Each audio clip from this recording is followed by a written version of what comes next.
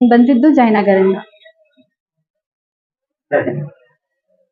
ಅಣ್ಣ, ಅವತ್ತೇ ಹೇಳ್ದೆ ಅಲ್ವಾ ನೀನು ರಾಂಗ್ ಚಾಯ್ಸ್ ಮಾಡ್ಕೊಂಡಿದ್ಯಾ ಅಂತ.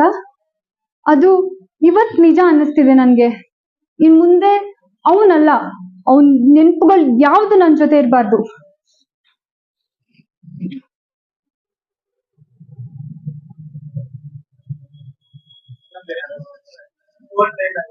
ಹಾ,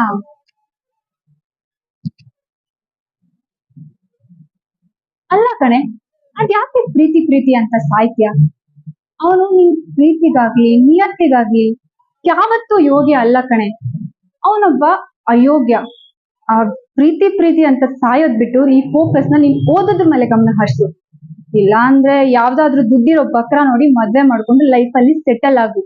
ಈ ರೀತಿ ಹುಚ್ಚುಚ್ಚಾಗಿ ಆಡಿದ್ರೆ ನಿನ್ನ ಮೆಂಟಲ್ ಹಾಸ್ಪಿಟಲ್ ಸೇರ್ಸ್ಬೇಕಾಗುತ್ತೆ.